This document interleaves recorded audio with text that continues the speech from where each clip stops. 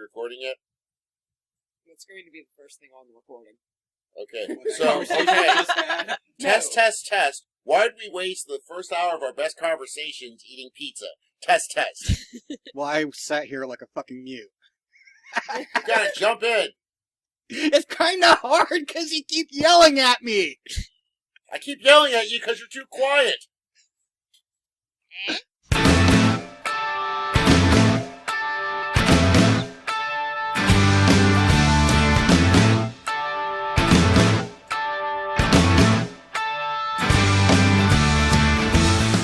Nerd Exchange of Western Pennsylvania is proud to present The Nerd Exchange, a show celebrating the region's contributions to art and culture, with the very best in nerdly review and enlightened geek critique. With your host, Tim Sedgwick. That's me. Living what we love and learning something cool and new every day. So let's get this game started, shall we? Because this podcast goes up to 11. Sit around and figure out if I'm wasting time. Wait for the sign. It's time to shine, shine, shine. Wait for the sign. It's time to shine, shine, shine. Okay, hey, welcome to the Nerd Exchange podcast, the podcasting arm of Nerd Exchange of Western Pennsylvania. Join the group on Facebook, like the podcast page. I'm Tim Sedgwick, also known as the Comic Dr. Awkward, comedian, actor, writer, blah, blah, blah, blah, blah, blah, blah, nerd extraordinaire. And with me today, as always, is my co-host, founder of CthulhuTube, and all-around knowledgeable guy in movies and horror stuff, Mr. Kyle Sember. Kyle, how are you? Doing pretty good. You didn't set me up for the hi Kyle joke this week. Is he high? Not yet. No, say hi Kyle. Hi Kyle. Yeah, because we're really cutting edge with our comedy here at the... Holy shit. Anyway, and our special guest today is Ms. Heidi McDonald, award-winning video game designer, sound designer. Just recently won the, tell me what it is again, because my computer is pooping and I can't find it. Women in Gaming awarded me the Rising Star Award this year, and that is something they give to the woman they feel has made the biggest contribution in 2 years or less in the industry. So that was very cool, and getting it from Felicia Day was also very, very cool. Yeah. Jerk. All I said was give her a tongue kiss and say it was from me. But no! I had to act like a professional. Jerk. So anyway, whatever you might think about me, she knows her stuff. And she's going to teach me today about video games, because the last video game I remember playing on purpose and really I have to keep playing this until I finish it, was Pitfall. Oh, really? I couldn't tell, because you do have that Pac-Man hoodie sitting on the back of your chair. That's mine. That's also with us today in the background, but speaking out more, I hope, is the producer of our show, Julia Englert. Say hello, Julia. Oh, now she shuts up. And he actually set you up for the joke. Now I know how to make her be quiet. It's also how to make me go away, point a camera at me. So anyway, fuck, I don't know, I'm in a pizza coma now. I'm all like, yeah, whatever, I don't care about stuff. Oh, okay, I'm gonna get some coffee. Well, maybe we should have done this before we started recording. Probably. It's not like I had an hour or something while we just fucked around. Anyway, okay, so, we're gonna... This is why you need an intern. You need an intern, a Nerd Exchange intern. You can be like, coffee, damn it! She was supposed to be the intern, but she doesn't want to get me coffee. And I feel very uncomfortable. She's not an intern. She's a producer. That's way more important than you. Yeah, but she doesn't get paid. Neither do you. Yeah, but here's the difference between talent and an intern. Talent doesn't get paid and does nothing really. The producer doesn't get paid and does a lot, like interns do a lot. Hello. Hello. Is that the intern? No, that's my roommate. That's my roommate. We're coming to you from the Nerd Studios here on the south side of Pittsburgh, Pennsylvania. And we're not. That's off the rails. Where it is. Should we just start over? No. Okay. No. Okay. I blame it. I don't blame it on the alcohol. I blame it on the Doctor Who 50th anniversary special. But we'll get to that. Let's talk about the news a little bit. What's going on? Let's see if you guys are excited about this. The new Hunger Games movie. You gonna see it? You watching it? I'll see it whenever it comes out on Netflix or whatever. I won't go out of my way to see it. I really enjoyed the first one. I was incredibly disturbed by the first one, and I think that's mostly because I'm a mom, and I was watching kids die, and it was like really traumatic and awful. I probably will, however, be seeing the second one because I do have teenagers, and that's like the big thing that all the teenagers want to go see. Well, but I have heard from somebody in the movie industry who I'm friends with who told me that this particular movie has the best costumes in it since Edith Head died. And that is interesting to me. So I may, I'll go see it probably because my teenagers want to see it, but I'll also be interested to see what my friend in the industry considers the best costumes in the movies since Edith Head died. Okay. All I can say is Battle Royale. Thank you! Someone else at the table has seen that movie. I made him watch that. I've seen it too. I only had the book described to me Mm-hmm. and chose not to see the movie because I would sit there and compare it to Battle Royale the whole time and would not enjoy it. Mm-hmm. Am I right? No. Okay. Here's the thing with the Hunger Games is, first of all, it's within a world where this battle royale, I'm doing air quotes, is sanctioned by the government.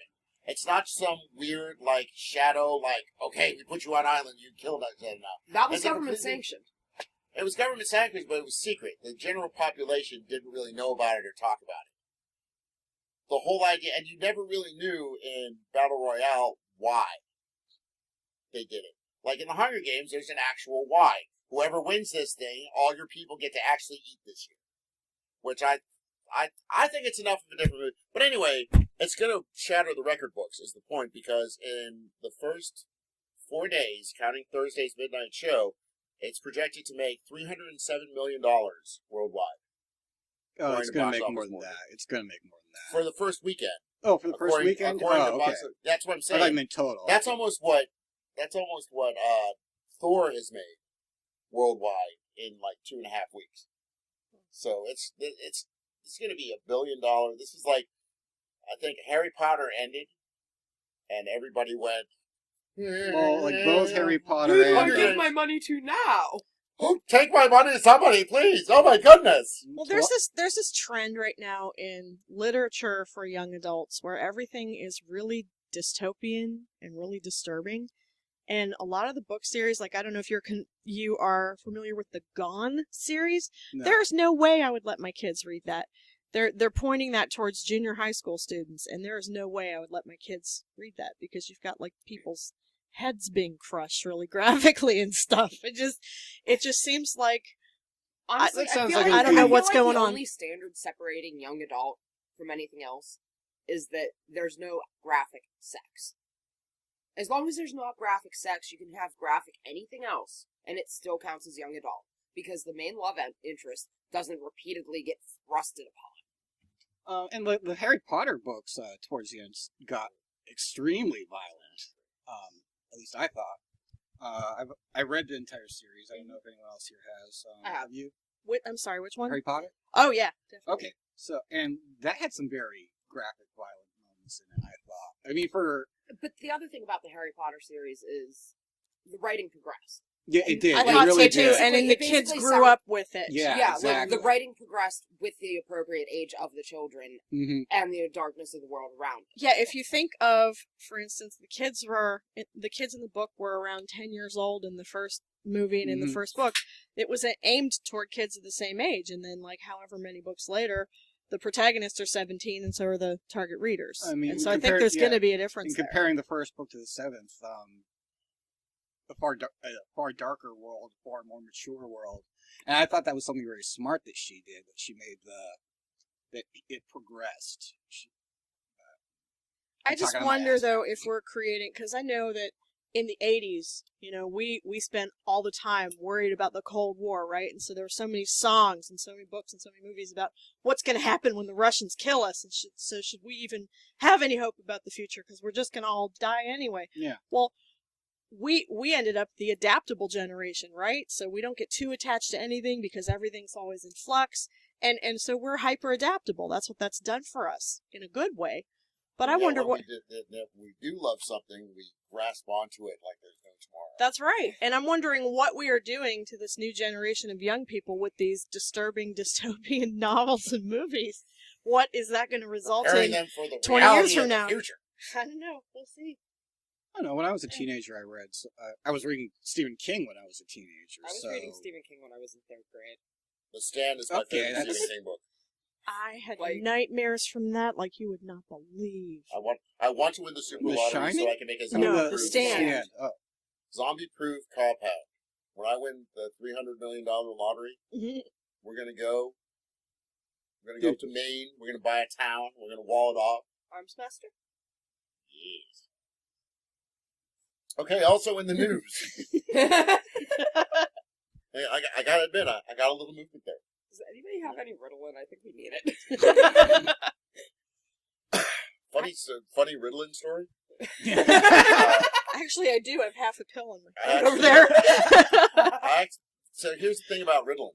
Is like, apparently, like, if you actually need Ritalin, and you take Ritalin, it doesn't get you high, it just, like, does what it's supposed to do.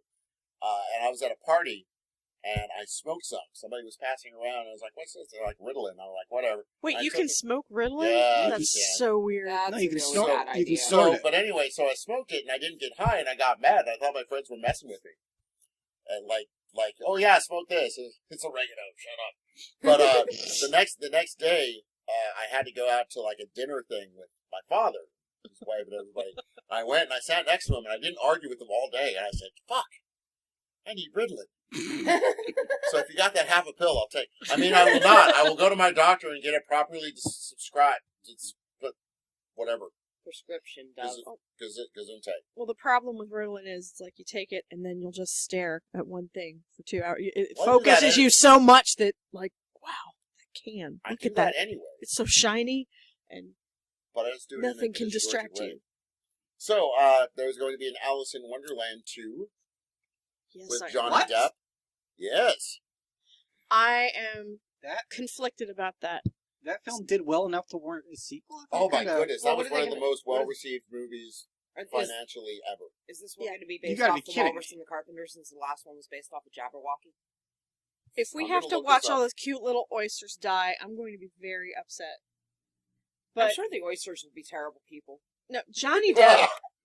Here's what I have to say about Johnny Depp, okay? Everybody who knows me well knows that I'm like the ungodly, ridiculous Johnny Depp fan, right? But even I believe that The Lone Ranger was the worst movie I have ever seen in my life. And I went in there wanting to love it, right? Because it's Johnny Depp and he's shirtless the whole time. But it was still the most ridiculous, terrible movie I've ever seen. So that makes like 3 really bad movies now that he's made in a row. And I am terrified of what he's going to do next. I'm terrified of it because he's had 3 bad movies in a row. It's like, how many more bad movies are we going to have to take before he finally makes a good one again? Or can he make a good one again? Very disturbed about this. I think he'll do whatever he wants to do. He does some films that kind of fall flat, but in the end, like that one movie he did with what the hell was the name? With Christopher Walken. Do you know what I'm talking about? Sleepy Hollow. No, not Sleepy Hollow. Oh, that's 2 times they worked together. Okay, I forgot about Christopher Walken, Sleepy Hollow. I'm an idiot. Next news item. Ninth Gate. I love Ninth Gate, but he was not. Alice in Wonderland, yeah. the 2010, that's what we're talking about, right? Yeah. Yeah. According to Box Office Mojo, made $1,125,467,110. No, I would have sworn that was a flop when it came out because it did not. I don't remember anyone giving a crap about it, really. See, here's the thing, and later on, probably at the beginning of the new year, we're actually going to have you back, hopefully, to have a panel discussion about women in fandom, because it seems like right now, and thank goodness for it, now that women are on board, more so than they used to be, with being fans of nerdy stuff, more stuff is getting made. Well, and this was one of the movies that kind of made the, because I'm sure, it was a $200 million movie, but they probably weren't expecting to, Well, speaking as somebody who is currently making a video game that teaches literacy, and the game, I'm allowed to talk about it a little bit because it was announced at Games for Change, but we're making this game that teaches literacy to 6th, 7th, and 8th graders, because what's happening now is the young kids aren't reading the old classics like Alice in Wonderland. Well, one of the big things that we're having to do right now is to pay attention to copyrights and when they expire, because, if I want to use Harry Potter in a game, I'm going to be paying out the nose. But what we're noticing right now in all of our media is you're starting to see which copyrights are expiring, right? Mhm. Alice in Wonderland just expired, Sherlock Holmes just expired, and a lot of the Grimm's fairy tales just expired. So what are you seeing all over the movies and all over TV right now? It's all the stuff that the copyrights expired. So even though I would love to believe that they're giving women more prominence, I honestly think it has a lot more to do with just the simplicity of the copyrights expiring. Yeah. Well, okay, so then that's, but is that just serendipity that because of that, because I think women are a big force in buying power for these things. Like, I'm sorry, we joke about, Chris Hemsworth has pretty hair. But, if it weren't for women going to see that movie, it wouldn't have made its money back. I was all about Loki in that one, by the way. Okay, Just gotta say it. Okay, 6 of one, half dozen of the other. Okay, maybe 4 for Thor, 8 for Loki in your case. But Tom Hiddleston, regardless, is a dreamy motherfucker. I can say that because I'm secure enough in my ambiguous sexuality to just say. But don't you think that that's kind of the driving force now? I mean, in some cases, probably not in the Alice in Wonderland, because I swear to God, more guys that I talked to enjoyed that movie, and more of the women just sat there and nitpicked the changing fucking accents that he used, as though that were wrong. As though he made a mistake and that wasn't used to drive the emotion of the character. Honestly, the reason I went to go see it was to see Helena Bonham Carter as the Red Queen. That was the reason I went to that, was to see her as the Red Queen. Her head freaked me out. I haven't watched Radiant. Dude, she's so good at playing anything creepy. Yeah. Well, there you go. I need a warm pig belly under my feet. I love it when you talk French. So anyway. Wait, was that from Alice in Wonderland or Les Mis? It was Alice in Wonderland. So, Alice in Wonderland 2, yay or nay? What do you think? I'm going to see it. Like I said, Netflix. If it's on Netflix, I'll watch it. I won't go out of my way to see it, though. Is the cast list up yet? Alice is the same, and Johnny Depp is the same.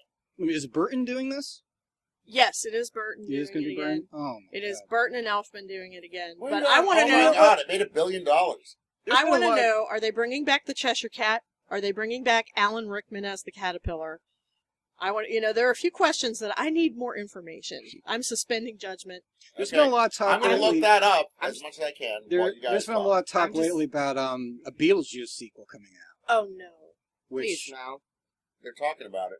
yeah. No, So does that mean that, Tim Burton is now officially out of ideas? I think it's been out of deals for a little while. I'm just saying. Like, they called him out about it on South Park. And I several say times. this as somebody who loves Tim yeah, Burton. I mean, I I actually just went to the Pittsburgh Symphony last night.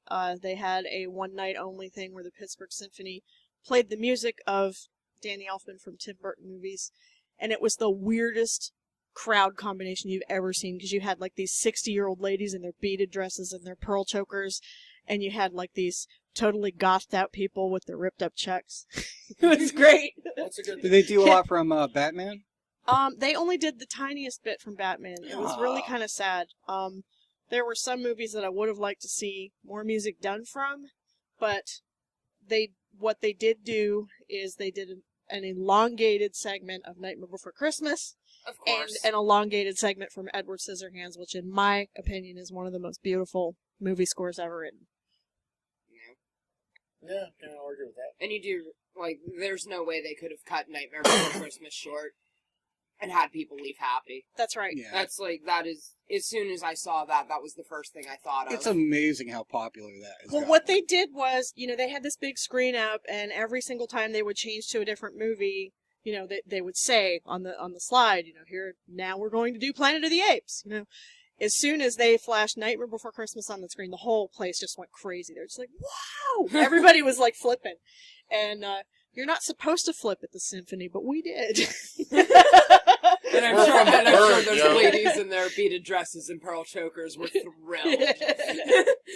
Okay. There's probably some probably some middle-aged woman, orchestra section going, well, I never. Well, the next cool symphony thing to see is going to be the music of John Williams, and that's going on. Ooh. Yeah, that's going on January 23rd through 26th over at Heinz Hall, and I'm totally going to go to that. Yes, we should all go. Yes. We should all go because then eventually we'll be able to be off the taxes. Yeah, this is research, Mr. IRS man. Okay, last bit of business before we get into what you're watching, which we're starting to get into a little bit. There's a J.R.R. Tolkien biopic coming. Really? Yes. This And could be interesting. what I have to say to that is, Peter Jackson, move on. Is Peter Jackson doing it? No, that's a joke because Sorry. The Hobbit. I thought it was a legitimate question, Kyle. You're all weirdos. We're nerds, Tim. Maybe you're the one who's weird. That's creepy. Stop it. Okay, so what you watching, and shit. That's my new technical Hollywood thing. I want to talk about Doctor Who, so we'll talk about Doctor Who once we talk about the other stuff. Because, I didn't watch Doctor Who, but you guys can tell me about it. Oh my. The horse. We'll get to it. The horse. Yep. Okay, Kyle, what do you something about the? I watched The Thing and the prequel movie, which came out 2 years ago, back to back. And yeah, the prequel was as lousy as it was the first time. I freaking hate that. Just the epic failure of that. Like how much of that damn alien you saw, and how it did not look good at all. And I mean, are you a fan of the original? I've seen it, but not like a huge fan of it. You know me, man. I'm like horror movies and video games are two things I know least about. So that makes perfect sense. You have a video game expert and a horror movie expert here with you today. Yeah, so I sound at least a little bit He less. knows stupid. a little bit. But come on, it's one of my all-time favorite movies. The Thing is one of my all-time favorite movies. Which one? The original. 1980. The 1980 John one. Carpenter. I John agree. Carpenter was. No, because was there And one even before the then? yeah, there was The Thing from Another World, which is also in my top 10 favorite movies. Okay. It's completely different. See, I knew enough to know that. And it was also a short story, which called "Who Goes There," that you should check out. I think it's available for free online, actually. My favorite horror movie, and there's been 3 of them, and all 3 of them were pretty okay. Were at least okay. And that is The Last Man on Earth, from the story Last Man on Earth. Mm-hmm. The Vincent Price one, good. I gave it an average of about 6. I love that one. Omega Man, which I love that movie. Charlton Heston. Never I've seen never it. seen it. Oh my God, we have to watch it one of these times. Come early, and I've got it on VHS here somewhere. I'm pretty sure. And then, of course, the Will Smith. I Am I was Legend. not a fan. I thought the special That was the effects name of the were- original story. I Am Legend. Okay, I'm sorry. So wait, what were all those movies that I didn't see again? The Thing? Did you see The Thing? No. You did not see? Oh my God! I gotta. I bring some movies actually over here. had The Thing playing at my birthday party that year whenever it came out on HBO. I arranged my birthday party around the showing of it on HBO. Nice. Very nice. That year. She hadn't seen Star Wars until. But we won't get into What? Wow. Were you even born in this country? I mean, I saw like 5 minutes here and there when it was on Well, TV. And but I it just depends never on paid which attention. Star Wars you mean, because if she's gonna say that she never saw Star Wars 1, I will totally forgive her. No, for that. no, Four. I was 4, 5, or I was 6. either 21 or 22 the first time I saw a Star Wars movie front to back like a book. I think my favorite horror movie was Poltergeist, just because it was the first one that really scared the living crap out of me. I think I was about 10 years old. That's another one they're And remaking. I could not sleep. I could not sleep. And I recently showed that one to my kids, and they thought it was the cheesiest, stupidest thing they'd ever seen. And I was like... I didn't see Poltergeist till I was in my There you teens, and it still creeped me. The clown creeped the crap Yeah, out of right. me. That The clown. clown and, Oh. and the pool, when she slides into the muddy pool and all Mhm. those, like, bodies are popping. Oh my god. Yeah. I had nightmares. What's about even that. worse is that I think real bones were used in that scene. Oh. In the scene in the pool. Yeah. Don't know how they got away with that. That was a good movie. The first movie that ever made me not be able to sleep was the original Nightmare on Elm Street. That's what I remember. Johnny Depp's first movie role, as a matter of fact. Yeah. Boy eaten by couch. Yeah, it was. What, bed. He was Bed. by the bed, wasn't By it? the bed. Yeah. Boy eaten, but yeah. Couch, bed, Couch, bed. futon. Hey, You know. this is a nerd podcast. You know, every Someone little will thing we got correct wrong, us. we got, Yeah. Dear Nerd Exchange Podcast, I was very upset that... Last week we had to apologize to the Ledger family. This week we're going to have to apologize to the Nightmare on Elm Street fans. Great. And then, of course, the most unintentionally homoerotic movie ever, horror movie ever, Nightmare on Elm Street 2. I don't think that was unintentional. I think that was intentional. Dude, I watched an 8-hour thing on AMC. They had a whole big, long documentary about from the beginning to the end. And Really? remember, the whole thing basically was about 7 years of them making these movies. Mm-hmm. And about them going like, we didn't realize that was gay. Oh, come on! And then, of course, one guy going like, yeah, we realized, but there was nothing we could do about it because, well, it was already kind of done. And this, should we go reshoot him with the girl? Like, nobody's going to buy it, man. Nobody's gonna buy it. I think the director was gay, wasn't he? I think he Yeah, was. but I don't think that's why it was. And I think the star actually came out just a few years ago. The guy who was the star in that. I mean, how could you not? I mean, The guy who played Freddy Krueger, you mean? No. No. Robert Englund is straight. Freddy's coming for you. bitch, please get on your knees. So many apologies this episode. No apologies. I regret nothing.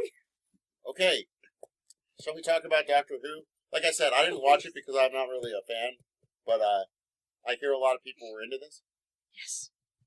The horse. Okay, let me I explain. love the horse. Before we get into the horse, let me explain to you about Doctor Who.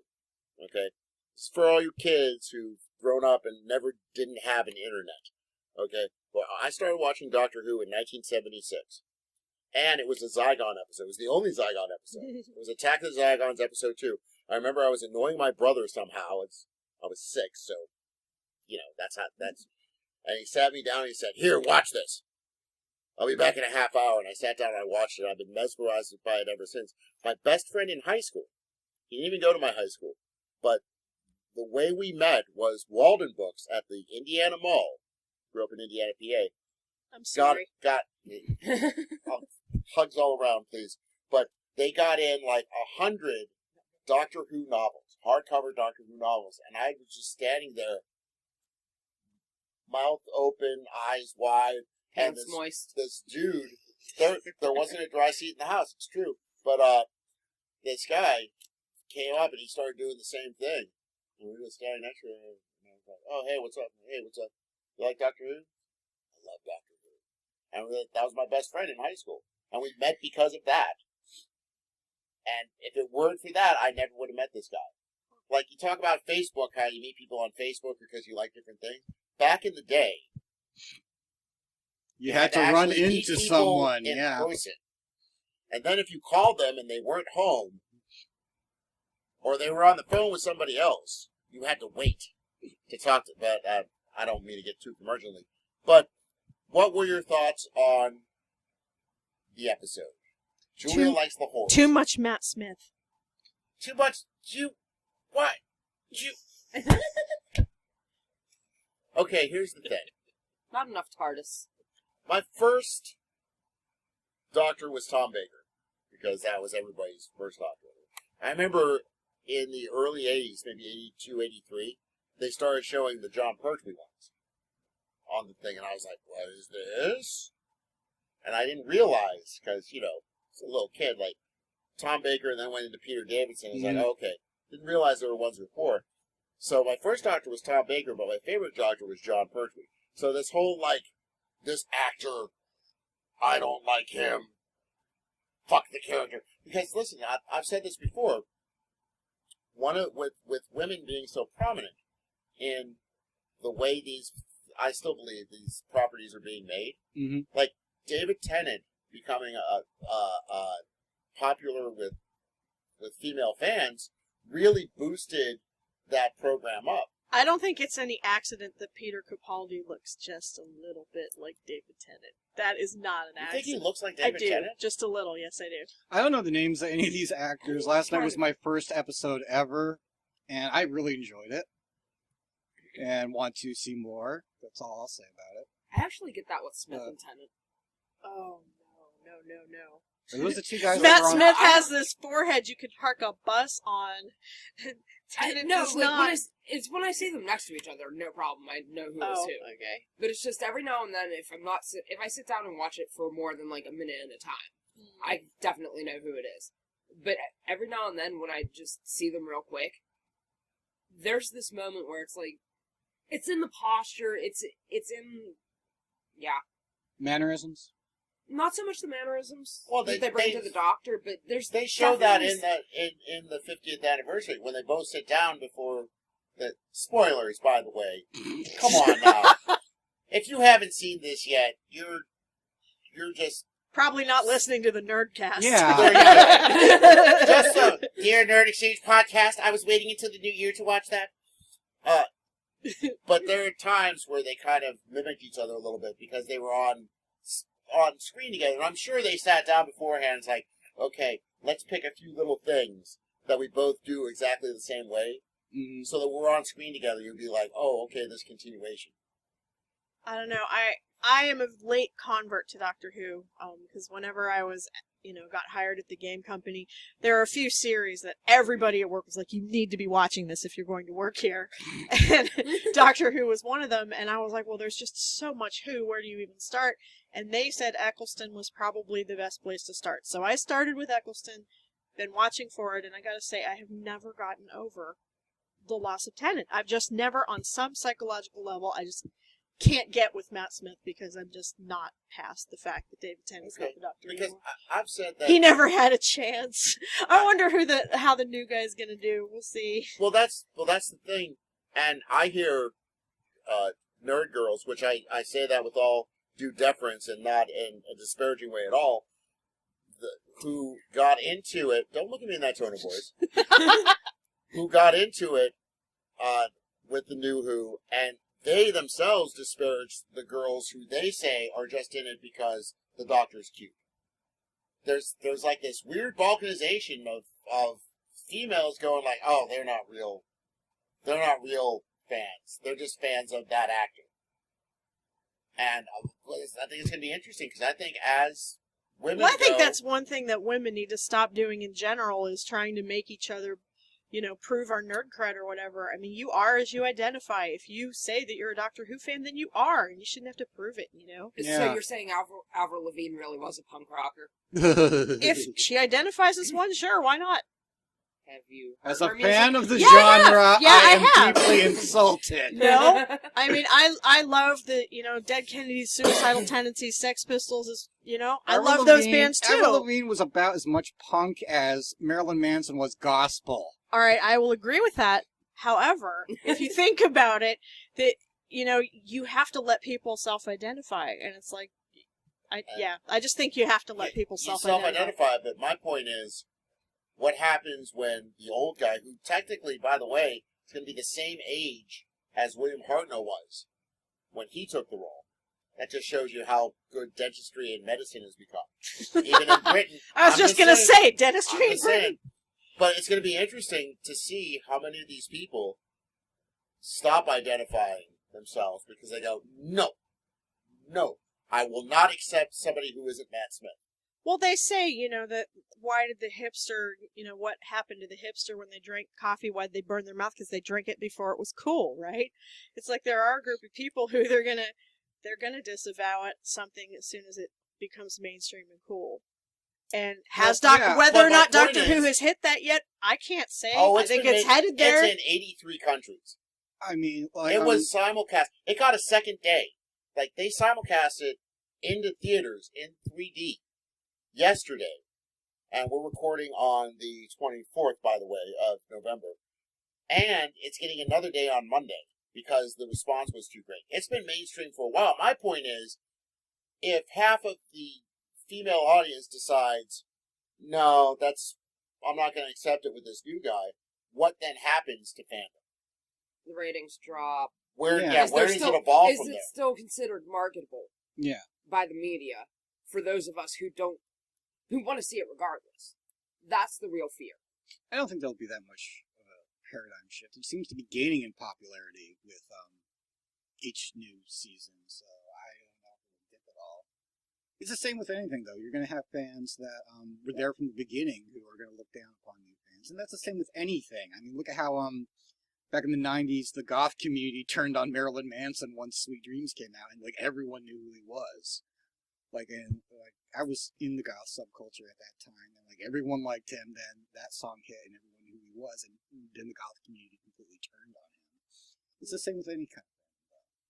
I don't know. I got this idea that when they got Matt Smith and when they got the younger, it felt to me like they were trying to get, now that it's getting popular in America, we have to make them younger. And there was just something, it just felt like that to me. I don't know if that's really what they were trying to do, but it felt like they were trying to package it. It could have been that then, or it could have just been the way they touched on it in that series, you had Tennant being the doctor who was hurt, who was obsessed. And then you had Matt Smith being the one who tried to forget, the one who tried to reclaim innocence. And if that was what they were going for all along, yes, he would be younger naturally. If you're trying desperately to reclaim your innocence, you're going to revert to a more childlike state. They even say it what scares you so much about acting like grown-ups? And they both look at John Hurt, who, by the way, should get the British equivalent of the Emmy for this. He this nailed BAFTA. He should definitely get a BAFTA award for this. And they just both look at him like, you killed all of our puppies ever. You bastard! I mean, we killed all our puppies. You made us kill the puppies! Which is why I think, at the end of the day, why they did it like that.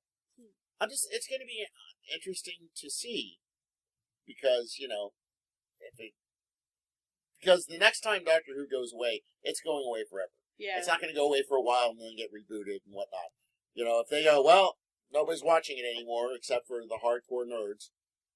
The people who, eventually us old school Whovians are going to die off because, Whovians? Yeah. Yes. Yeah. That's what they're called. Okay. Yeah. I've been using that word since 1979, and people looked like me, like I was a communist faggot for using that word. I felt such joy on the on-demand menu for on the cable when you're looking at the thing. There's a little woman up there talking about, these are the movies that did well on demand this week, and he's like, and for you Whovians out there, I was like, yes, finally they've come around. I was right. They were wrong, and that makes me better. But that gets to another point. So is that anything like being a Durrani in the 80s? Yes. Okay, just checking. Yes. But no, it gets to the schizophrenia of fandom, and just about any kind of fandom, when it comes to related things, because half of you want other people to see it, and to enjoy it, and to kind of vindicate that you're not the loser that everybody said you were. And the other half of you doesn't want anybody to see it because you're going to mess up my thing. You're going to screw it up. You're going to break it. Fuck you. Go away. Go watch football or something. Do you think we're all just They're- really psychologically scarred by George Lucas, and that's why we're like that? I don't want to talk about Uncle George. He promised he'd never do that again. Shut up. Are we ever going to have an episode where we don't bash episode 1? Seriously. Well, I think it has did you scarred listen to us last deeply week's? enough. How woo! How woo! Isn't people gonna die? Listen, I still maintain that Jar Jar Binks was a necessary character. Did you listen to last week's episode? I didn't. Uh-huh. Uh-huh. I figured you would. She's very busy. She's doing stuff that's actually creating content for the nerd community, so I'll give you a pass on that. But Thank my you. point about Jar Jar Binks was you needed a character to bring kids into the story. Now, last week, Mikey said, well, you had a kid. Yeah, the kid doesn't show up until a third of the way through the movie. If you had, think about it, really legitimately think about it. If it was just them dealing with the trade dispute and looking around to try to break out the city, kids, little kids, would be just like, you needed that. Like, for us, C-3PO and R2-D2 were amazing and just like, oh my god, captured our imagination. For kids these days who are like 5 years old and already have an iPad. And a Roomba. Short It's- attention span. All I'm saying the is, C-3PO and R2-D2 of the current generation, and iPad and a Roomba. yeah, all I'm saying is that it was necessary. Have you ever seen the People versus George Lucas? No. Great documentary about really hardcore fans. Like, you see my man cave, my Yes. man-child cave? Yes. That's not... We watched this, and we're watching it, and Julia's watching this with me, and her eyes get real big. It's like, okay, let's watch these movies. That was the point where she was like, wow, these people are really... But they went off on George Lucas, and George Lucas is in it, and he basically says, they're children's movies. I think it's really cool that you saw them as children, and it's still part of you. That's really great. But they're fucking children's movies. Well, then if they're children's movies, then he shouldn't have had politics in Well, episode okay, 1 I'm at not all. saying- I'm Because not if you saying look at he's- what Star Wars was about, it was not about politics. It was not about the bad rebellion. guy. No, it was The about rebellion? it was about Han Solo.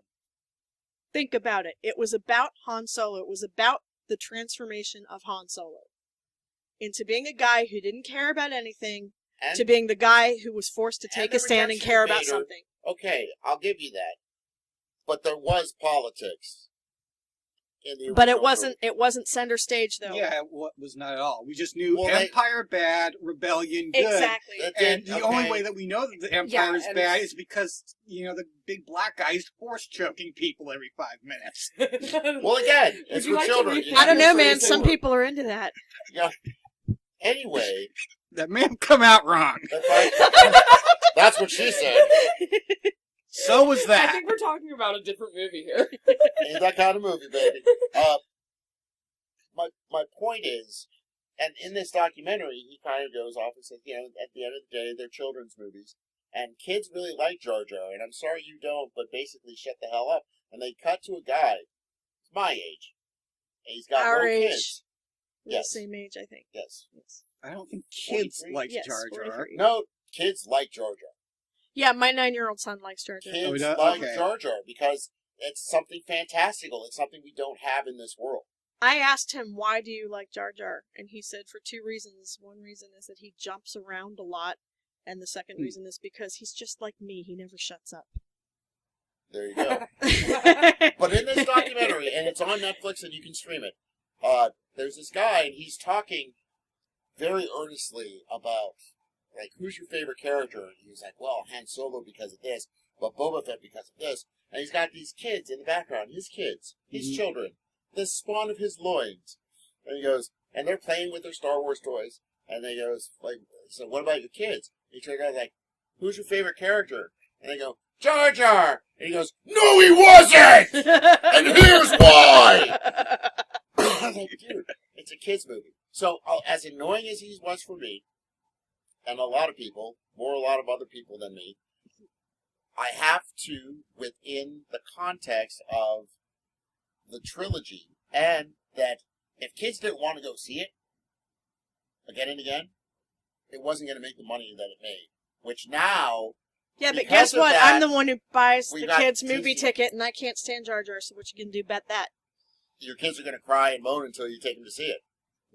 Just But because those three, the original, not the original, the prequels, because they made the money that they did, and because of that, we got the Clone Wars television series, and because of that, Lego, it was the first property that Lego bought to make movies out of and skits out of.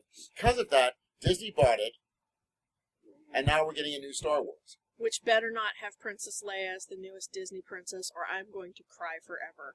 No, Chewbacca is the new Disney princess. That's right. You wish upon a... You do that very well, sir. Although I will say that That is when a I went great to Chewbacca. when I went to Disney World this past April, the coolest thing that I saw in the gift shop, because Star Wars is now trickling into the Disney gift shops at Disney parks. Oh, they're pushing hard. the They've been there coolest- for a long time. The coolest thing that I saw in April was a figurine of Stitch from Lilo and Stitch done as General Grievous. They've had that. That for was a long awesome. time. They've had that for a decade. Huh. They have. You Yeah. say Huh. that Disney licensed a lot of Star Wars characters. You know, you have like Minnie Mouse as Princess Leia and Goofy as. There- Yeah, I think I was 21 the last time I was at Disney, and They they had- had all the Star Wars crap back then. Well, they had the ride there, didn't they? There was something Star Wars at Disney before, wasn't there? A ride or a... There's Space Yes. Mountain, but that doesn't have No, anything to do with Star it's- Wars. it's- Okay. No. It was a Star Wars ride that was at. I think it might have only been at Disneyland, not at Disney World, but it was C-3PO and R2-D2 are on the screen, and there's a droid in the compartment. And you like fly through space. It's Yeah. for kids. Like grown-ups would only go on it because like, Kids this would kind of wanna looks go like on a Star Wars. Like people like me would be like but normal grown-ups would be like, it just doesn't do anything. It basically just goes. Shh. You know what I mean? I don't they know, do man. really That neat shit with their sound design on those things. That Back to the Future ride at Universal Studios, which does just that, I threw up on it. So don't say that it doesn't do Well, that's anything. because it's an awful because movie series. Blaspheme! Okay. I just trolled y'all. I just audibly trolled all of you because you were all sitting at home going, "What? I genuinely hate Back to the Future, so... Oh God! We were so close to getting out of this alive." How can anyone hate Michael J. Fox? Communism? I did not care for those films. Sorry. I'm more of a Bill and Ted type of person. Just kidding, I hate those movies too. What? Okay, so I'm now gonna that we're be getting- back on time travel. Okay. Sorry, we just took it. Iron Maiden! We just got all Excellent. timey-wimey. Yeah, some wibbly wobbly, timey wimey, go to the bathroom stuff. Phantom Menace has that effect, dude. We were talking about Doctor Who. How did we get to Jar Jar from here? I don't know. We have I fun could use a cup of tangents. soup. Gallifrey stands. So we're not going to get into why Kyle thinks that the Back to the movies Moving swiftly along. kind of revolutionized the whole idea of Sci-fi is mainstream. sci-fi is mainstream, made a lot of money, so they Buckaroo Banzai. Not just for those creepy kids with their action figures anymore. Yeah. No, it should be just for us. Okay, what are we dealing with online? Well, I'll go first because this kind of goes in with the Doctor Who thing. Which, by the way, watch it, buy it. I would say I'm thinking of buying it like full price, like not waiting for it to be used, just so it goes into the numbers, so people realize. So the people who produce this realize, wow, we should keep Moffat. We should keep doing this really well because people really like it. Mine is AMC Movie Talk, which is AMC Theaters. It's basically this guy, John Campia, who's actually one of the first movie bloggers back in the 90s, who they do a daily show, and then they do all mailbag questions on the weekends.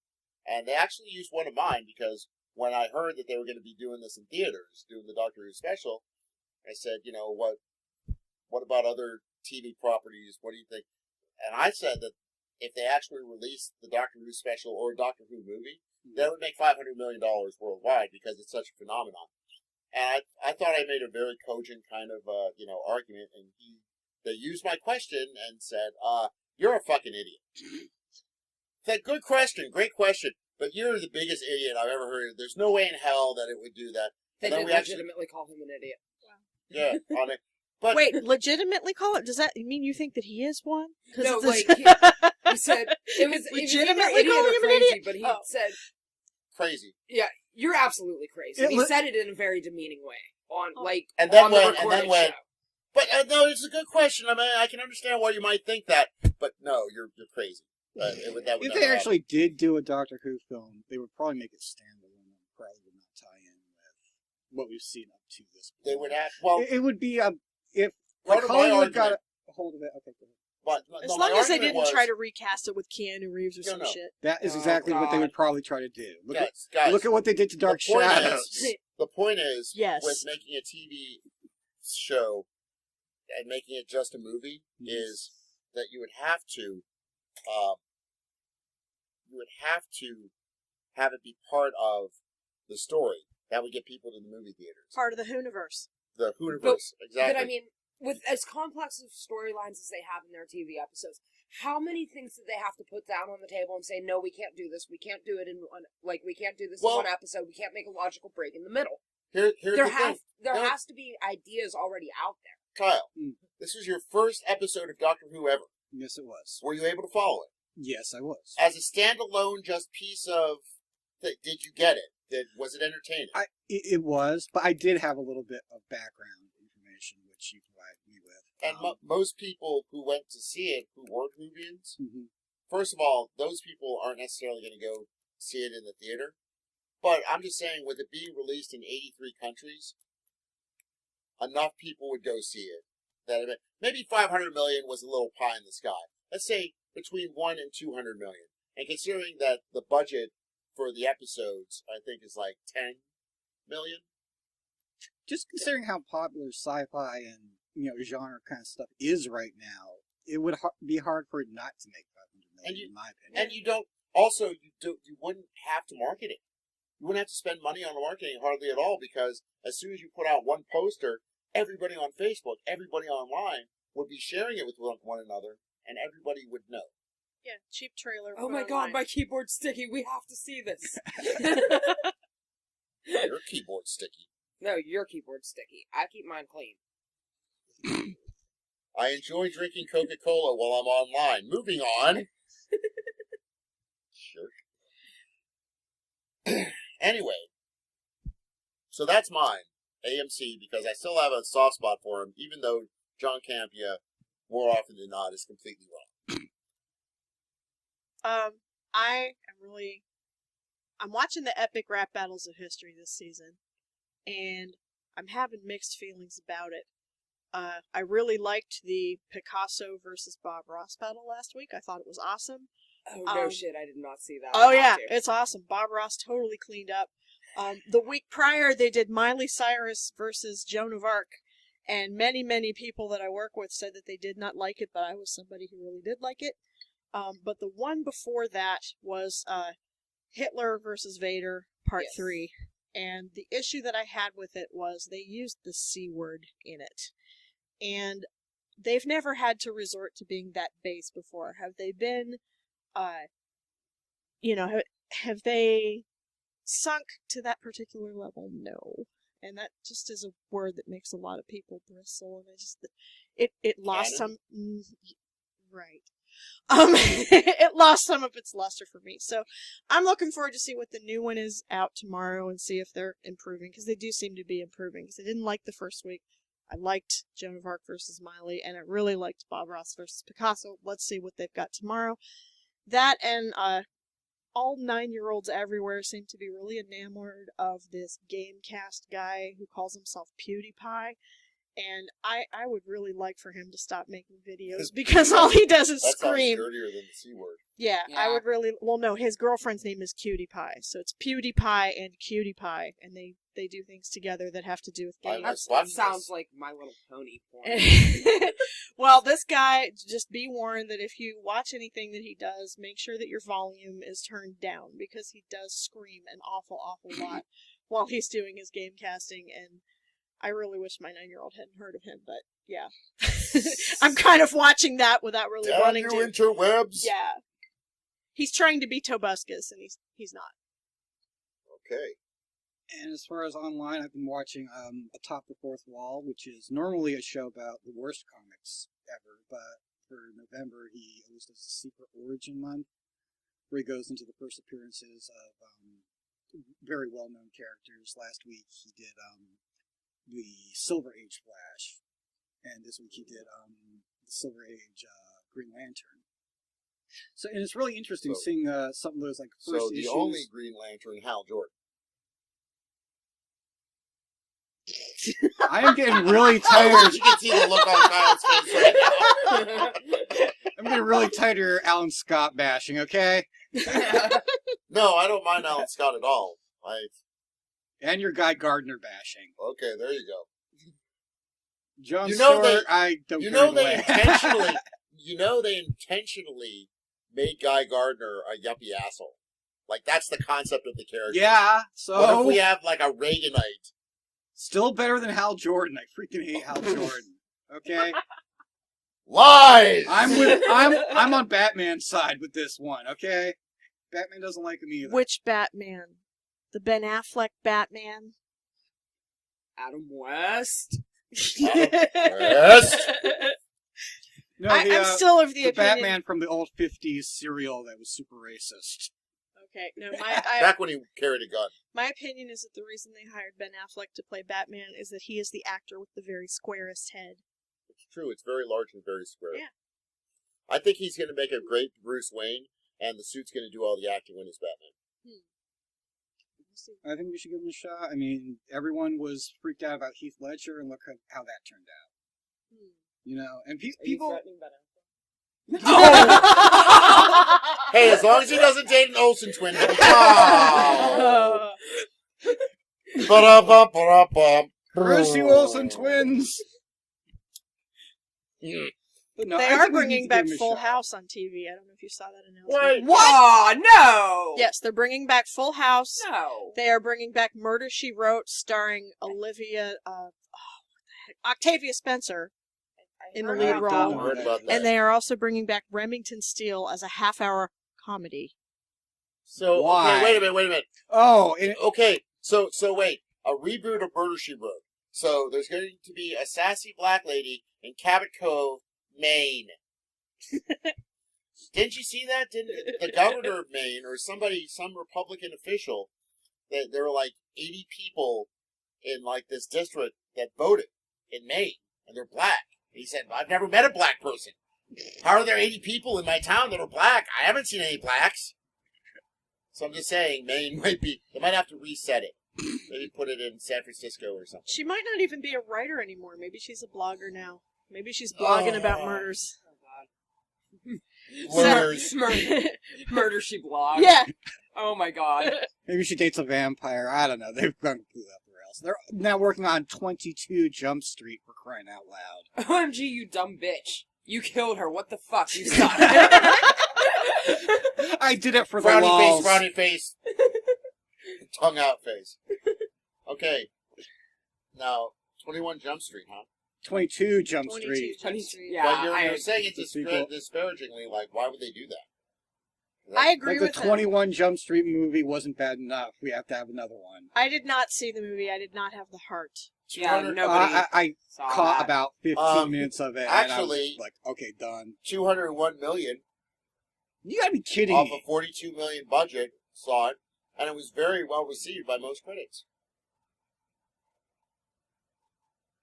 Whatever. I don't understand how No, the talk world amongst works. yourselves. I'm going to look this up on Rotten Tomatoes so you can see how No, I so don't know 21 what- Jump Street, that was going I'm on when I saying- was in 6th, 7th, and 8th grade, right? Yeah. And all of the girls, like the cheerleader types, had posters of these guys lining the insides of their locker. Mhm. And so I would just roll my eyes. I wouldn't even watch it because of the type of people who were fans of it. Mhm. and maybe that makes me like stuck up or something. But I just saying, that's why I understand. didn't like Johnny Depp, because I was like, oh, he's just one of those poster guys on the inside of the cheerleaders' lockers. It wasn't until he was in Edward Scissorhands that I was like, oh my god. See, that's what I'm talking about too. That's what I'm talking about. Insofar as, like, okay, I taught theater at this Jewish sports camp once. Oy vey. Yes. And I remember everybody there was very stuck up and very like, hey, I'm already 20. And I remember my favorite group at the time was the Indigo Girls, from a little bit, not way back from there. This would have been 1990, summer of 1990. I just turned 20. So I'd been into them a little bit before everybody else, but not a lot. And I remember these stuck up women and men, they all liked it too. And I remember thinking, how can you like something that's good? Now I have to reevaluate. That's hot. That's hot. But anyway, I think as nerds we have to reevaluate and not just be like, well, now that these people like it, we have to not like it. Because you get a little bit of that with Who, but not as much. But we run the danger of, okay, 21 Jump Street, just to blow everybody's mind if you didn't know. It has a freshness of 85% on Rotten Tomatoes, and for people who actually just watched it, it has 83%. So maybe we should buy 21 Jump Street and actually watch it, because apparently our preconceived notions, and I'm with you on this, I was like, I watched the show because I had just graduated high school then, back in 1988. Class of 88! Yeah! San Dimas High School rules! San Dimas High School football rules. I don't like football. I do like Bill and Ted. But anyway, I'm just saying, our preconceived notions might just be wrong. Well, my preconceived notions about Alice in Wonderland were wrong, so who knows? And, I can't believe it was that well received, because like all the internet reviewers I saw hated it. Well, that's what I'm saying. We're kind of an insular crowd. Yeah. We're kind of like Fox News in a way. Oh, No. Let me finish the analogy. That because we tend to all frequent the same chat boards, frequent the same forums, and kind of just talk to ourselves. We don't really talk to non-nerds. That's why... Yes, but we try care to about make this- facts. But we try to make this nerd adjacent as well as nerd friendly, because, listen, the fact is, a B+, 83% of people who went to see this movie liked it. But we knew the fact that this is going to be a bad movie. This is a bad movie. Well, So I anyway. think the majority of people have their heads up their asses. Look at how they keep making Transformers movies. They make money. Exactly. Some people go So see does them. Miley Cyrus. I mean, nerds despise them, but they keep making them because they keep making money. So. Yeah, nerds despise them, but they still go see it. Yeah. Nerds despise Iron Man 3, Nerds but keep guess going what? to see them in the hopes that maybe this time it'll be okay. Or We like, want to You are like wrong. I We didn't want to despise Iron like Man them. 3. I No. like that a lot one, of nerds, three. though. It had Robert Downey Jr. in it. Well, there you go, then. Seriously, every movie that you Two like, guys you've and a managed to objectify one of the male leads. Yeah, we're more than just pieces of meat, you know. He has a Yeah, soul. sorry to hear that. Would it help if I equally objectify women? Yes, please. Nerd exchange, fair and balanced. No way. See what I did there? Because we're like in a bubble sometimes. It's funny because it's funny.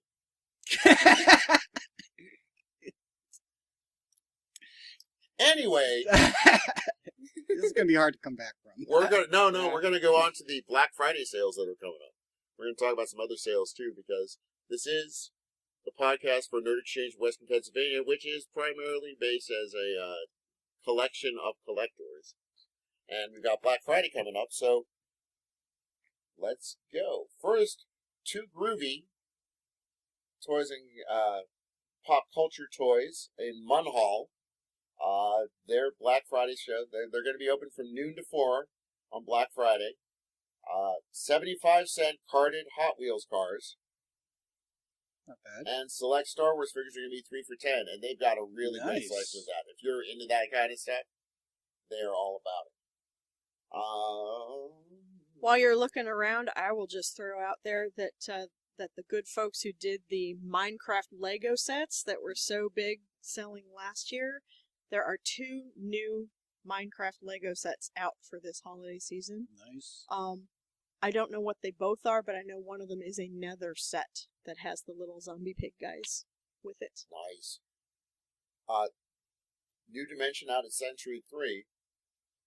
I haven't heard back from any of the other stores. I don't know if this is at every store or just this one, but I know at least at Century 3. And it's a little convoluted, so you gotta stick with me here. A lot of these sales, like people that don't normally have sales, are like, well, this is on sale unless it's that. But this, that, but not over here. But anyway, from midnight to 8 in the morning on Black Friday, so Thursday night into Friday morning, 33% off of everything in the store except for a subscription. So if you're a new comic subscriber, the stuff in your box that you've already committed to buying is not on sale. But everything else in the store, 33% off. Then from 8 to 10 a.m., 25% off of everything. Again, except for the stuff you've already committed to buy. And then from 10 a.m. to close, 30% off of all their back issues.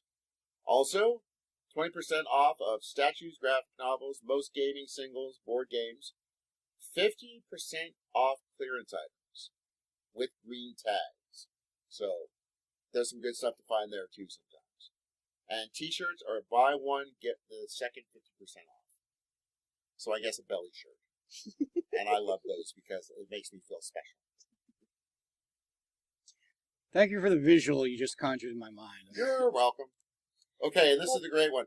A friend of the show, Wayne Wise, he was our guest here a couple weeks ago. I said, let me know what your special is. And, okay. So, I'm just going to read this verbatim what he sent me. Okay. Because I don't know if I can figure it out otherwise. Okay. Ready? Hey, Tim. Our sale is going to be all weekend next week, Friday through Saturday. Almost everything in the sale, other than new comics, will be discounted anywhere from 20 to 40%. I don't have the cheat sheet in front of me. Most back issues will be 40% off, with some exceptions to this on higher grade books. Though even there we're willing to deal. Merchandise and trade paperbacks will be 20% off. There will be some exceptions to this.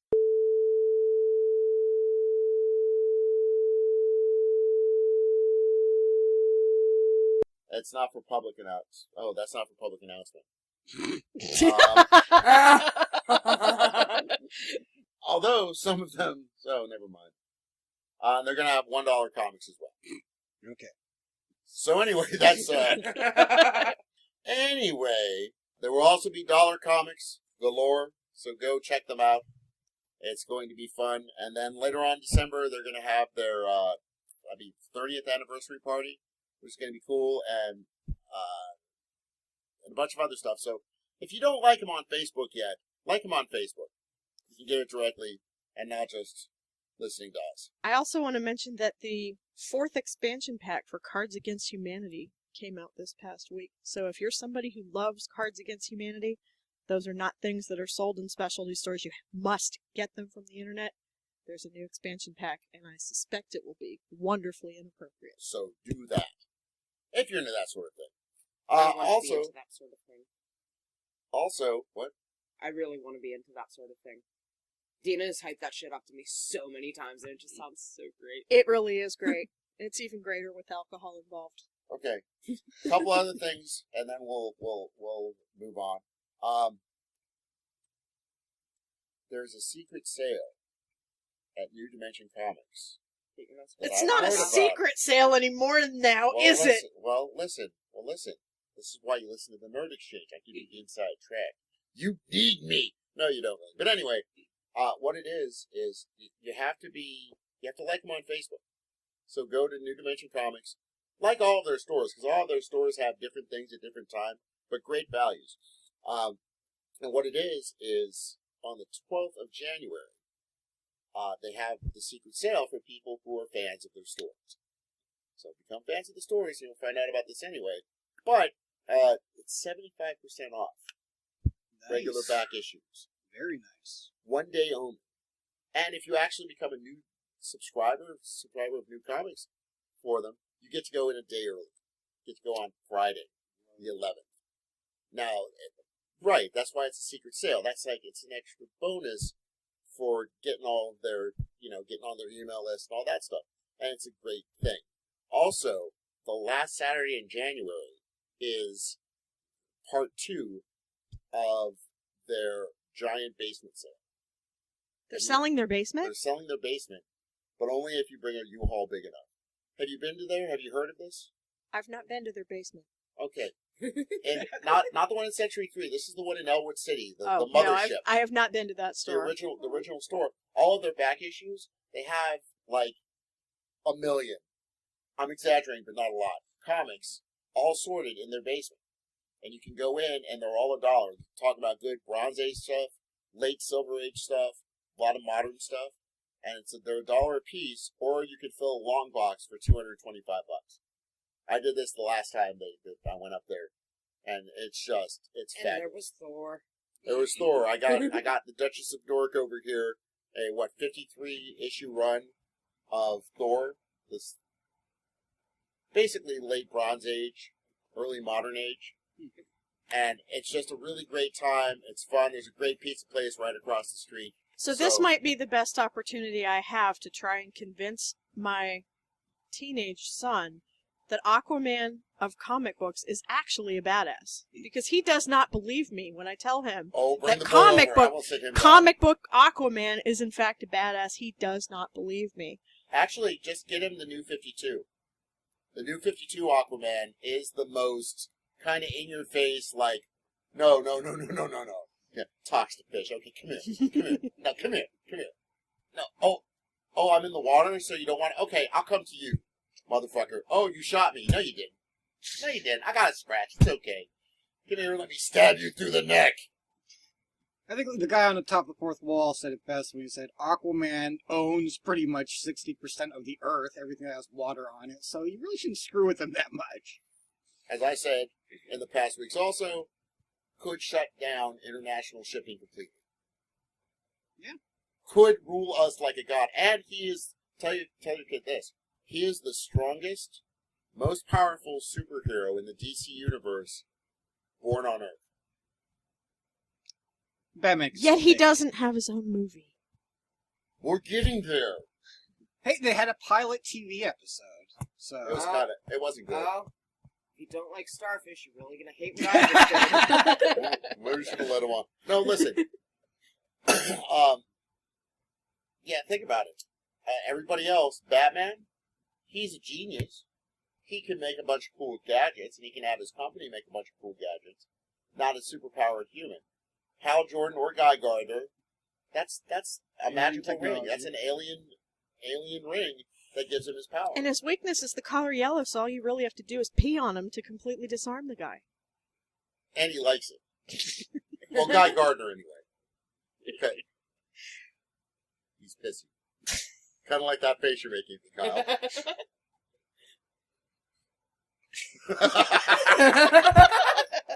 They can't hear you. I know! It's a podcast. Gotta make a little noise.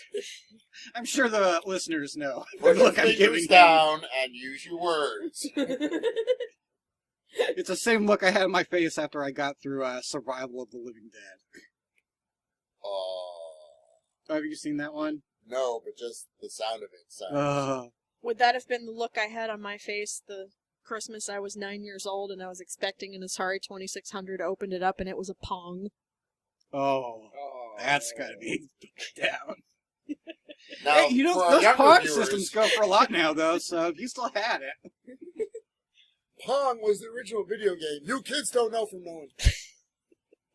See, my I problem think with acids and Pong. and I think this will get us into talking with our special guest about video games and whatnot, because I'm really bad at them. Like, when I tried when I was a kid, I was really bad. Like, I got drunk once, just this one time. And You've only been drunk once? It's one time. Well, it's for 20 years in a row. Yeah. But pretty much, I just kind of, I rode the wave. But there was this thing, and I still have it, where you can just plug it right into your TV, and it's an Atari 26, and it's got 10 games on it. And I got, I was like, I've seen those. Those are all cool. right, this is gonna be awesome. And I went home, and I went, this thing's broke. Oh, I'm drunk. I'll play it tomorrow. And I woke up the next day, and I played it again, and I was just as bad at it. So that's kind of a feat, In right? all fairness, the controls on that are inconsistently Controls sensitive. have gotten better over the years. Well, No, the one that you plug into the TV, sometimes it'll react a lot when you move the joystick, and other times it'll react a lot less in the same game. All I'm saying is, I don't know a lot about them because I've never been really good at them, and I can admit that about myself. I don't think necessarily that gaming is stupid. Dude, I suck at the PS3. But I'm a game designer and I can't play PlayStation to because save my let life. me ask you this. I'm going to go grab some more coffee. You want another one? Yes, thank you. And, but explain this to me because, like, I play, like, some games on Facebook. Like, I played they had, like, a Storage Wars game where you bid on stuff, and I play, like, different slot things. Am I considered a gamer? Because what I see online is people, oh, it's casual gaming. That's not real gaming. Real gaming is Baldur's Gate and things like that. And yet, it seems that the industry says no, that's gaming because that's what we want people to play these free games on Facebook and whatnot. So what's your take on it? My take on it is that the industry considers anyone who plays any kind of a game a gamer, and that gamers are gamers even when they don't identify as gamers. I mean, right now, where I work, we've been trying to find children who are not gamers to test our game so that we can be sure that our game is going to be able to reach both kids who are gamers and kids who are not gamers. But we found out something pretty quickly, and that is we have reached the other side of the threshold where there's no such thing as a person who doesn't play games anymore. You'll ask one of these kids, are you a gamer? And they'll say no. But then the next question is, what games do you play? They'll say, oh, Animal Crossing, Temple Run, and Minecraft. So there are people who are playing games out there who are not identifying themselves as gamers, but the industry has to identify them as gamers because that's who we're making games for. We're making games for everybody who plays games, and you're going to have people who enjoy everything from Hello Kitty to Call of Duty. Wait, there's a Hello Kitty? Hello Kitty Diner Dash, I actually had that for a while, and then I realized I work in a restaurant, so if I want people to get angry at me for not being fast enough, I can do that and get paid for it. Dope! No, I will say my amount of time that I spend gaming has actually gone down since I've been in the game industry, because like if you're making and testing games all day, it's like tough to want to come home and I'm gonna play more games. Like I just did it all day. World of Warcraft for 12 hours now. No, but that said, I will say that I'm playing the living shit out of Assassin's Creed 4 Black Flag right now. That's the pirate one? Yes. I never would have thought that of you. You're so anti-pirate. I thought you were more of a ninja. Nope. Oh, very well then. I just showed off my skull and crossbones tattoo on my left rib cage. Yeah, I'm all about pirates, and I'm not talking about baseball when I say that, but no one is. Go Buckos! Go Buckos! But no, there are a lot of things that I like about this particular Assassin's Creed, but I think one of my favorite is the surprise appearance of actual pirates from history and the way that they're used. If you're somebody who does not follow historical piracy at all, if you hear a character with a first name and a last name clearly used, you're going to want to Google that person. And that's all I'm going to say about that. Okay. What about you, Kyle? I know you like a lot of the shoot-'em-up zombie games, right?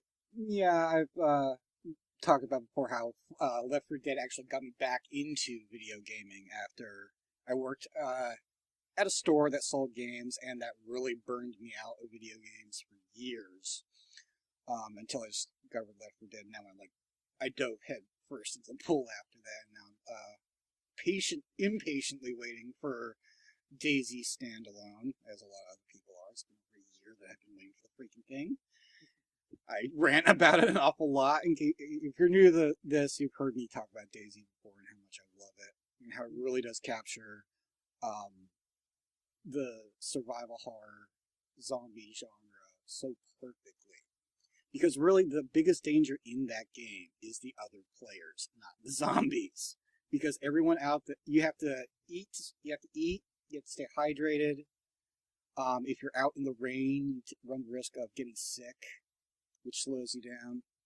So, and there's very limited supplies because you're in like the middle of nowhere, and like the cities are pretty much destroyed, and you gotta like try to raid houses and stuff like that.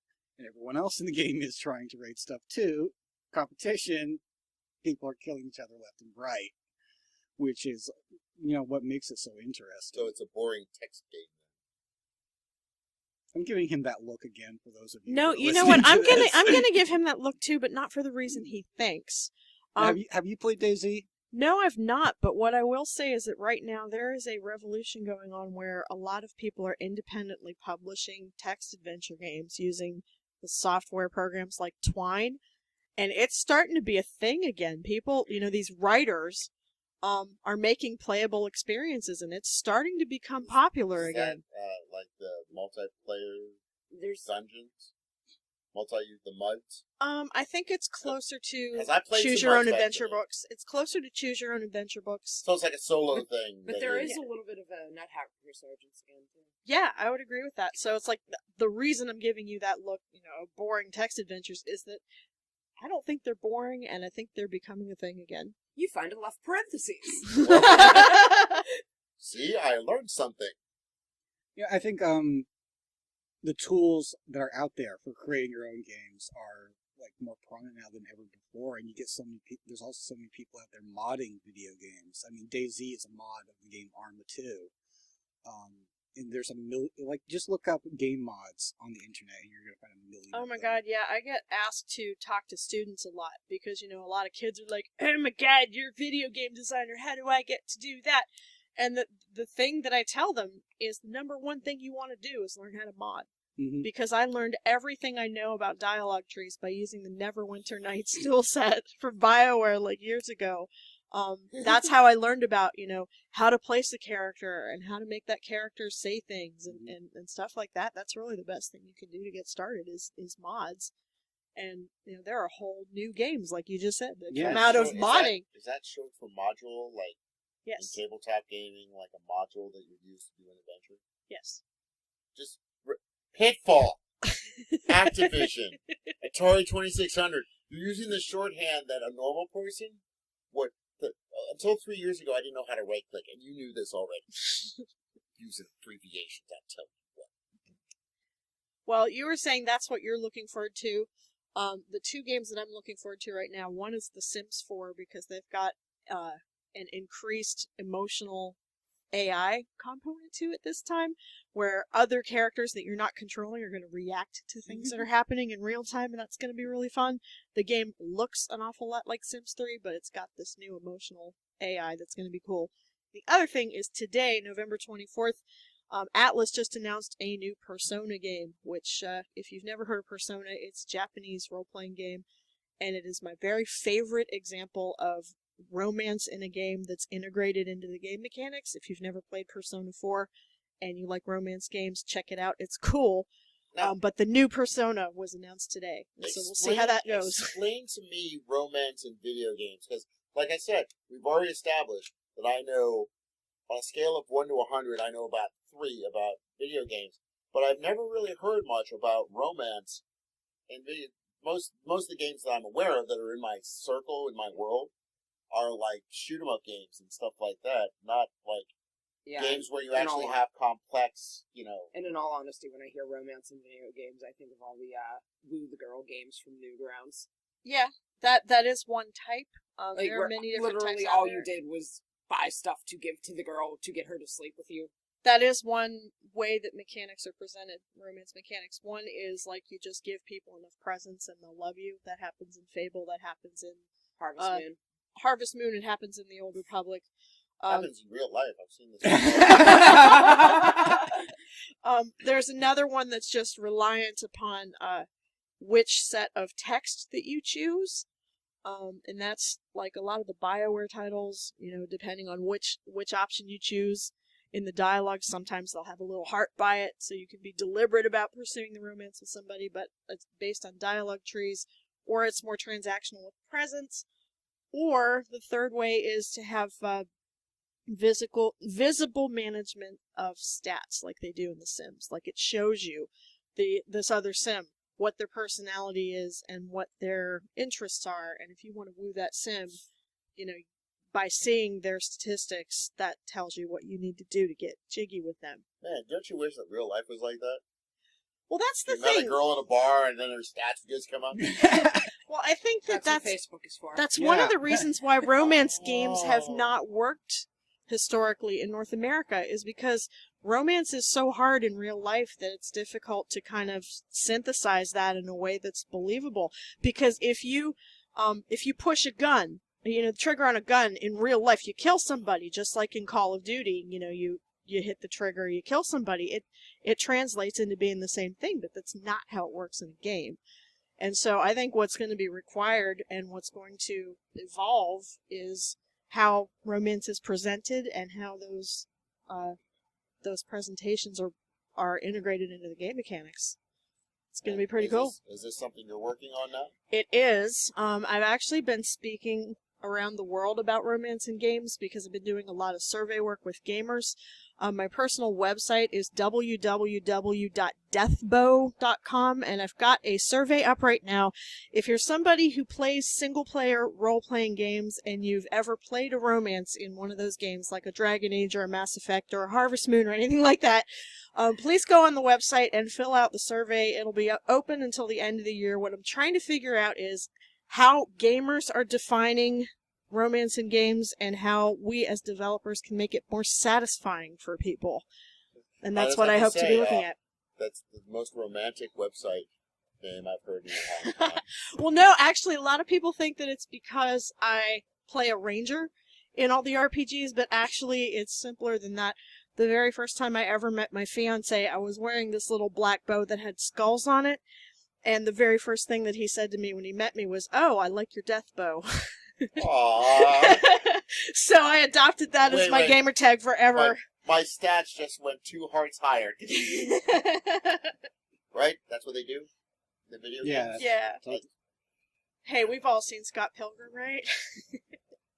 Unfortunately. How can you not...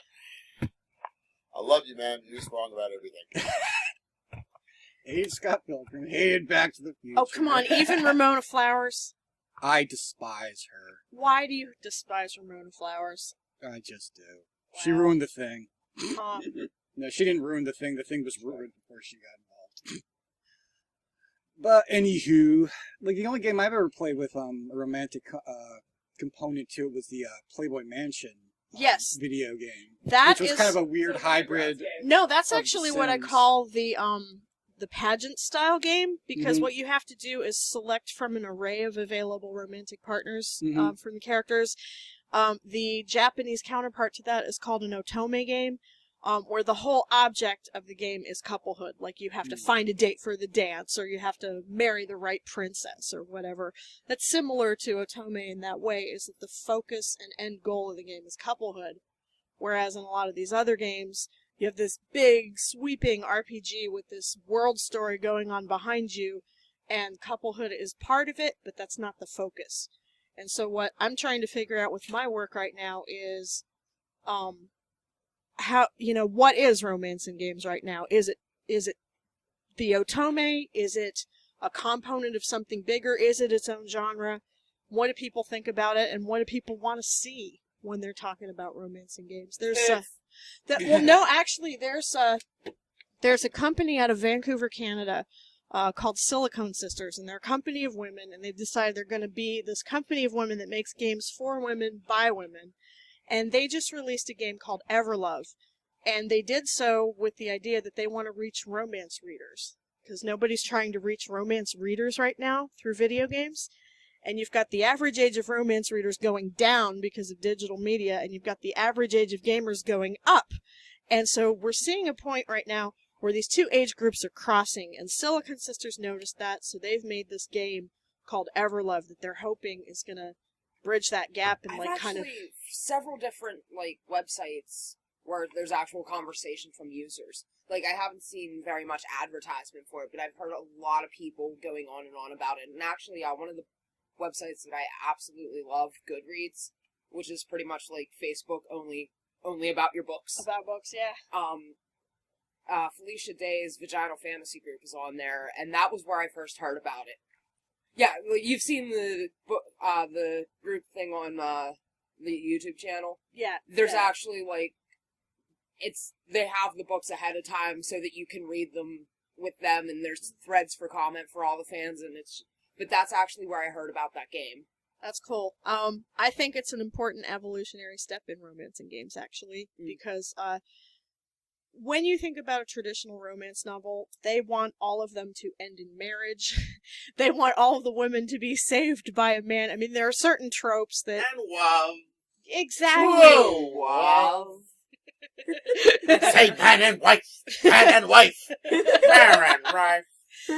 But Silicon Sisters, they knew exactly how and when to deviate from that, and they did it in the smartest and best possible ways. And for that reason, I think it's a step forward in both romance, period, and in romance games. When I hear the Everlove. Yeah, when Check I it hear out. the name Silicone Sisters, games is not the first thing that pops up.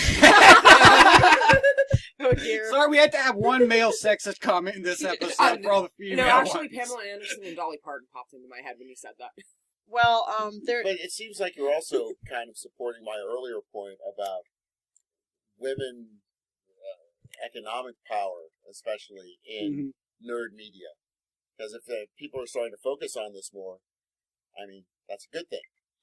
Well, I think it's just going to be the developer who sees it as a financial opportunity and seizes on it.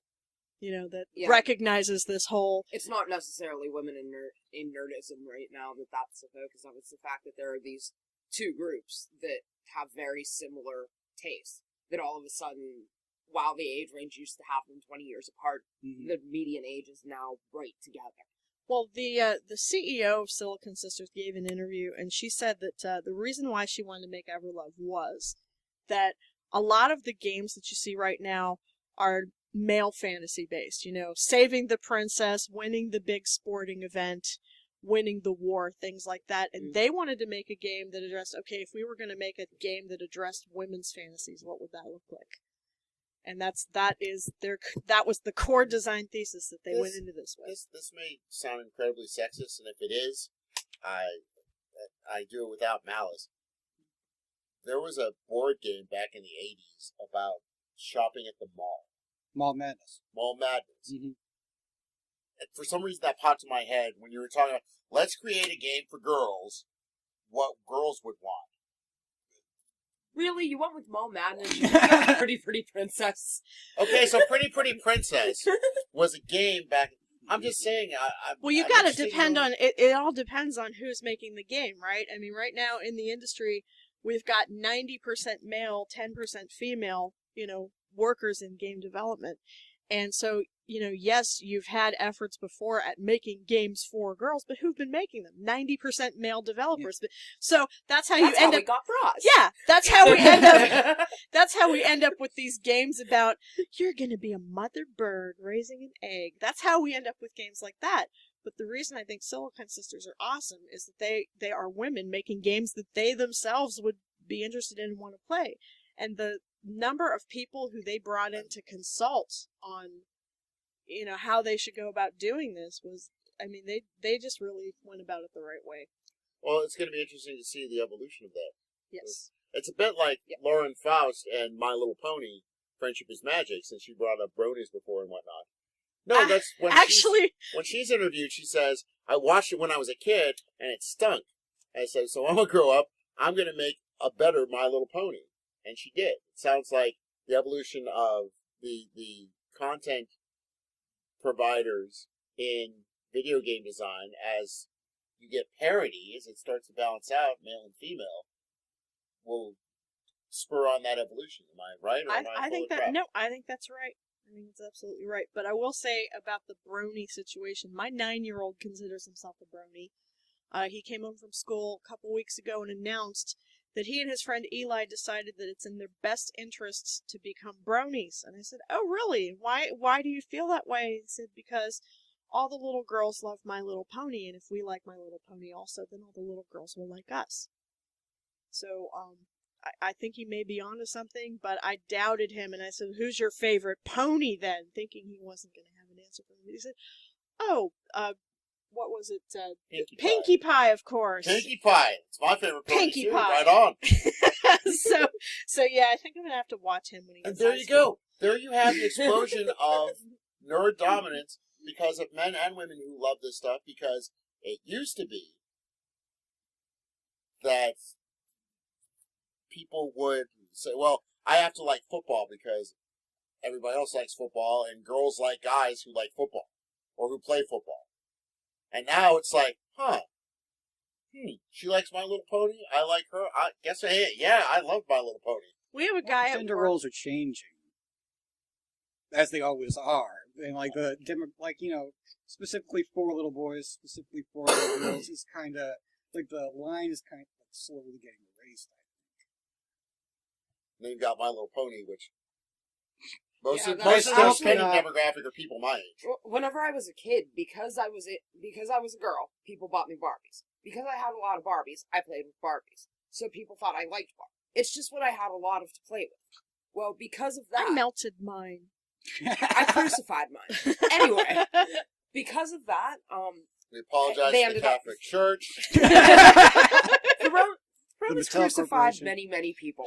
Anyways, because of that, I ended up getting a Lego set with a Barbie thing. It was all pink and purple, and this outdoor picnic. Just like, there was a seesaw. It was like you built a playground, basically.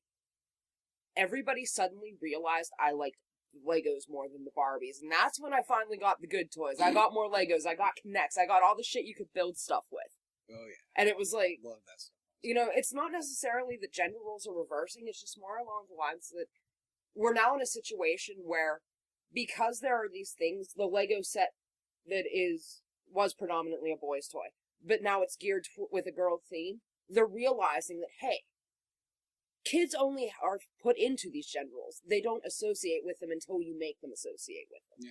Yeah. Has anybody seen the video that was making the rounds on Upworthy earlier this week? It's three little girls. You've got a little white girl, a little African American girl, and a little Asian girl together, and they took a Beastie Boys song and they turned it into something else where these little girls are singing about how we are really sick of all these pink and purple little toys where you want us to cook and bake and style people's hair.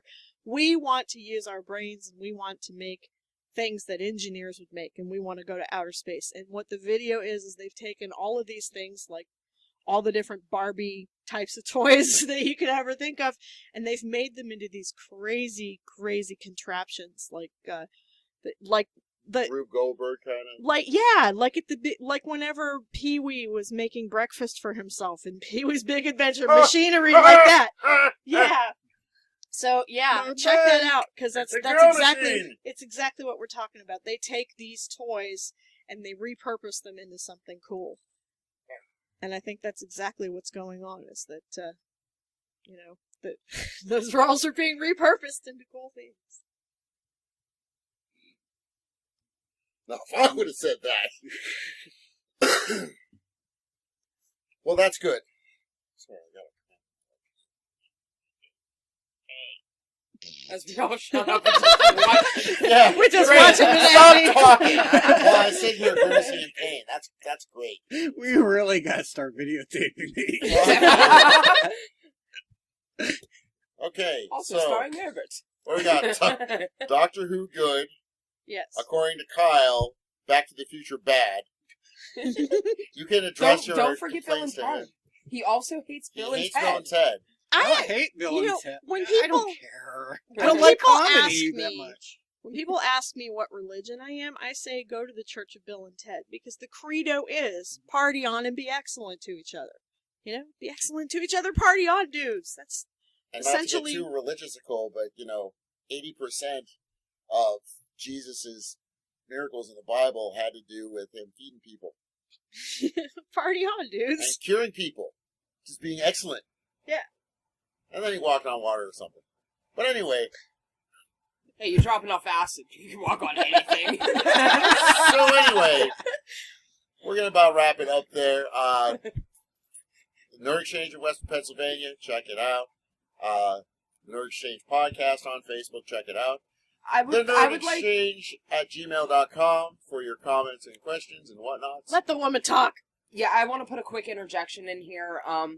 While I'm getting some shit sorted out with my credit card, which had been used by somebody other than me in North Carolina, I'm having problems upgrading my server because I don't have access to any way of paying them for more storage space. So some of the older episodes may be disappearing for a couple of days, a couple of weeks. They will be back. But right now, we're focused on making sure that the new content is always available. And also, we will be on YouTube very soon as I got my computer crap straightened out. And also, you can visit me at cthulhu.blogspot.com, where you can see me rant about horror movies and just bringing you horror news and sharing good horror podcasts and horror.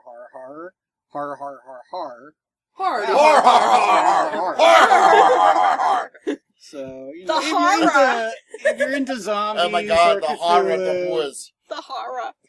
And what's your website again? www.deathbow.com.